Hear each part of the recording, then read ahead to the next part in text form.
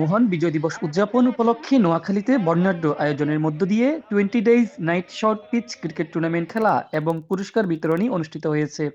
শুক্রবার রাতে সদর উপজেলার নোয়ান্নুই ইউনিয়নের আতাশপুর গ্রামে সামাজিক স্বেচ্ছাসেবী ও ক্রীড়া সংগঠন আতাশপুর উইনার ক্লাব আয়োজিত এই ক্রিকেট খেলা অনুষ্ঠিত হয়। এ সময় ইউনিয়ন বিএনপি নেতা ও ইউপি সদস্য সালেউদ্দিন ভূঁইয়ার সঞ্চালনায় অনুষ্ঠানে প্রধান অতিথি হিসেবে উপস্থিত ছিলেন নোয়াখালী জেলা বিএনপির আহ্বায়ক মাহবুব আলমগীর আলো। বিশেষ অতিথি হিসেবে উপস্থিত ছিলেন জেলা বিএনপির সদস্য সচিব হারুনুর রশিদ আজাদ। এছাড়াও উপজেলা যুব উন্নয়ন কর্মকর্তা, সামাজিক ও ক্রীড়ামোদী ব্যক্তিবর্গ সহ আরও অনেকেই উপস্থিত ছিলেন। জানা যায়, মাদক, ইফটিজিং ও কিশোর গ্যাং বিরোধী এই ক্রিকেট টুর্নামেন্টে নোয়াখালী জেলার সর্বমোট 12টি দল অংশগ্রহণ করে। এতে ফাইনালে শিবপুর লায়ন স্পোর্টিং ক্লাবকে 5 উইকেটে হারিয়ে শিরোপা অর্জন করে মাইজদি রাইজিং স্টার।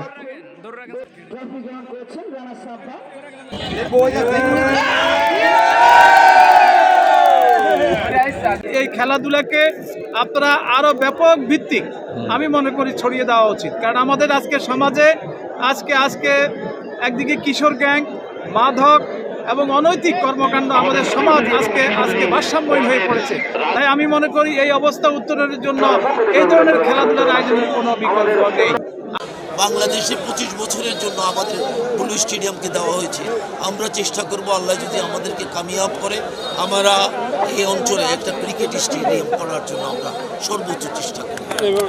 আগামী দিনে নোয়াখালীতে যদি আমাদের দল, বাংলাদেশ জাতীয়তাবাদী দল যদি ক্ষমতায় আসে, আমরা সবার আগে অগ্রাধিকার দেব এই ক্রীড়াকে, খেলাধুলাকে আমরা সবার আগে অগ্রাধিকার দেব। মানে আমাদের সন্তানদেরকে ধরে রাখতে হবে, আমাদের প্রজন্মকে ধরে রাখতে হবে, তাদেরকে খেলাধুলায় তাদেরকে এগিয়ে নিতে হবে, তাদেরকে পৃষ্ঠপোষকতা করতে হবে।